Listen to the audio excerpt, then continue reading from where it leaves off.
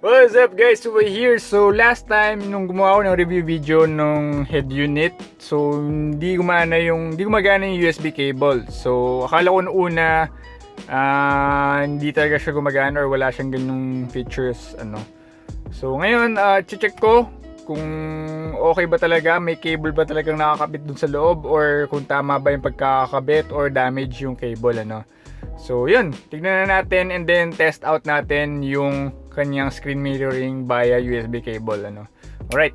So syempre bago natin magawa yun, kailangan tanggalin muna natin tong panel na to So if napanood nyo yung video ko about changing the light bulbs nung air control or yung aircon knobs, makikita nyo kung paano ko tinanggal dun So tatanggalin ko na lang to. Basically ito lang yan tanggalin yung knobs, yung screw, then i-pry off natin gamit ng plastic na prying tool itong buong panel na to. Alright.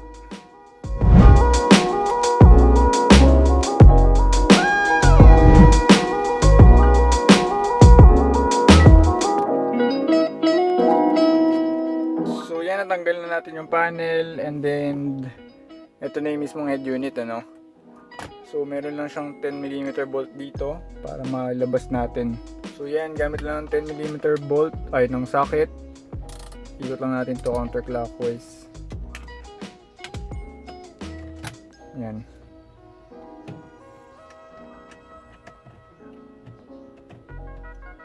Yan. Alright, so after matanggal yung bolt, tignan na natin yung likod ng ating head unit. So ilayin lang natin yung palabas.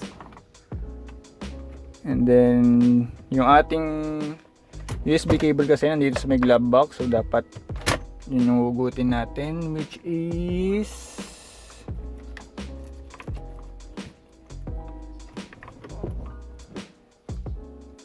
ito yung isa, tapos ito yung ito yung isa. So ito yung dalawang USB cable natin kasi ito lang naman yung dalawang medyo makapal, ito kasi manipis. Susundan lang natin yan, tapos check natin dito. So ito yung pinagkakabitan niya. So anong problema? Wala naman damage sa wire. Mukhang baliktad siya. Kung ano. Baka nga mukha siyang baliktad. Sige, try natin tanggalin. So yan, natanggal ko sila parehas. Tapos make sure baliktad lang natin. Ayan, dapat ganyan. Kasi ito, pinakabit lang namin sa labas. Hindi kami mismo nagkabit. So yan. Itong may lock, lagay lang natin sa taas. Basically, babaliktarin lang natin kung paano siya kinabit before. Siyempre, dapat dun pa rin sa tamang socket niya. Ayan. Pag ganyan, all the way in na yan. So, same lang din gagawin natin sa isa. Dito siya sa may isa, yung 6 na pins. And then, tulak lang natin. Okay na siya. So testing na natin to Siyempre balik muna natin siya kasi baka ma-damage yung wire natin kapag nakahangin ng sobrang tagal. Tapos ito yung sa hazard button, huwag kang papasok dyan. Tapos ito yung isa. Yan. So try na natin to. So yan, currently tinatry kong mag-connect via USB yung para sa screen mirroring. And sometimes hindi siyang magpo-proceed, tulad niyan naka-stuck lang siya kahit naka-connect na yung phone natin Ayan. So yun lang yung downside dito, parang minsan ayaw niya mag-connect. Ay, nakita niyo bumalik ng 15% mula sa 20%. So ayun. Minsan ang ginagawa ko is itatanggal ko na, uninstall ko tong time ABN para mag-prompt siya ulit.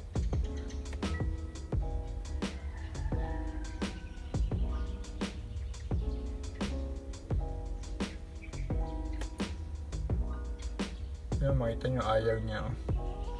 Or minsan tatanggalin ulit to. Tapos sasaksak mo. Yan. Siyempre, restart mo din to.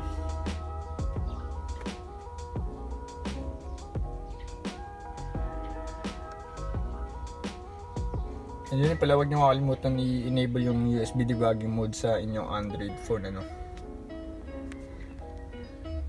Kasi ang tingin nyo, currently ayaw pa rin niya. Right. Tanggalin natin, tapos kabit natin. Tapos exit ulit natin yung app.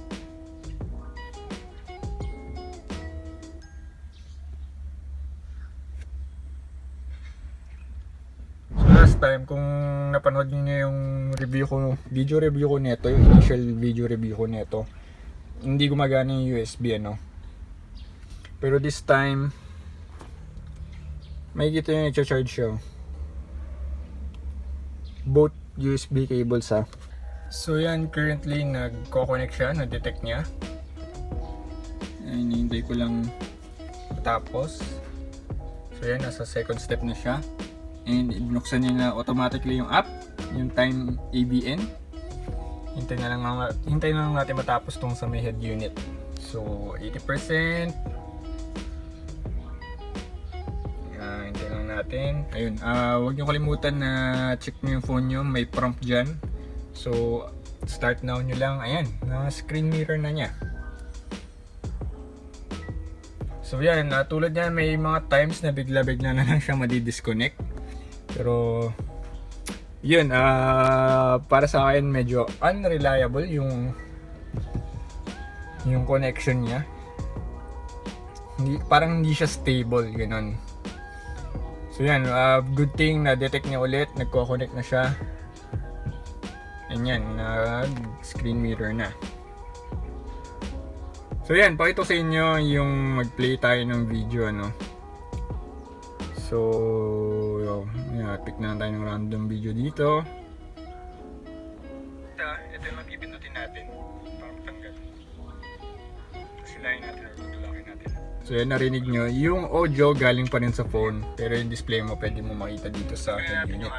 Anyway, pwede mo palang i-landscape. Yan, sige, okay lang. Ito yung mag-ipindutin natin. Alright guys, so joke time. Pwede nyo i-connect yung audio nyo pero via Bluetooth. So makikita nyo to, diba yung previous natin, ganyan lang yung display natin. Sorry, malabo.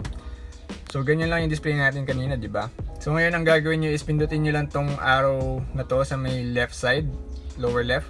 So makikita nyo tong may Bluetooth. So i-connect nyo lang yung Bluetooth ng device nyo sa head unit. And then yun, mape-play nyo na yung audio kapag nanonood kayo ng movie, ano. So yan, huwag nyo na kalimutan na i-landscape para ma-maximize yung screen. Ayan. Disconnect. Ang galing. Gawin ulit natin yung example natin. Pero hindi mo pa rin siya pwedeng i-interact. Hindi mo pa rin siya pwedeng i-interact via head unit. So yan, ito lang yung sa lower left. Tapos nyo lang. So explore pa nga natin to. Ano to? Bale, ito din pala yung home. Hindi siya naka-home currently. May home button na rin dito. Hindi, actually kasi naka-home na siya. So may home din dyan. Pwede nyo makontrol. Ba't ayaw na? Kanina gumagana. Bastos to.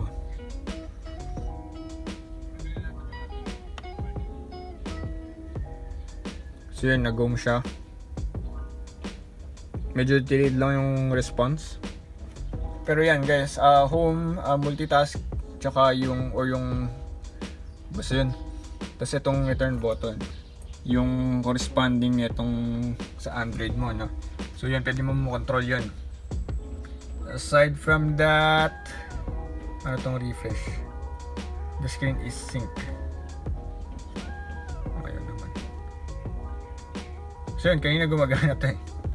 Pwede mo rin i-change yung display settings mo, yung quality, HD, SD, or ano tong LD, hindi ko alam kung ano yung LD.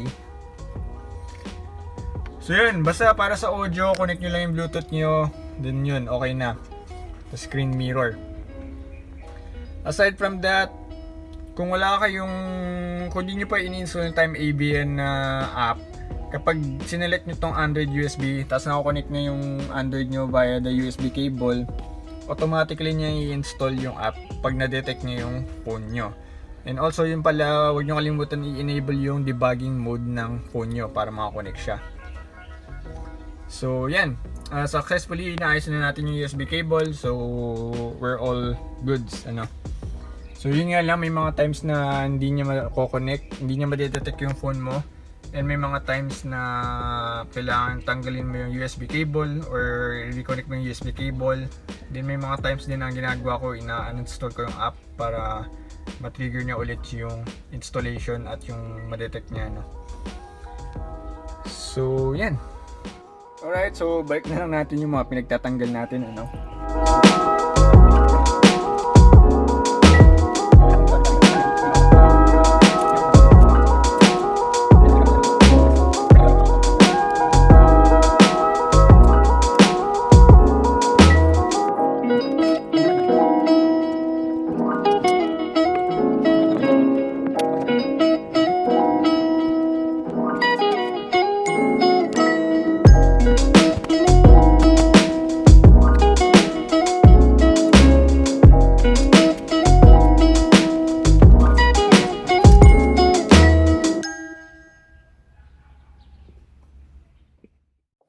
Okay, so yun nga, yung sa phone link or sa phone or screen mirroring, medyo unstable nga lang siya. Minsan magko-connect, minsan ayaw mag-connect. Tulad niyan, nag-i-stuck lang siya sa ganyang state.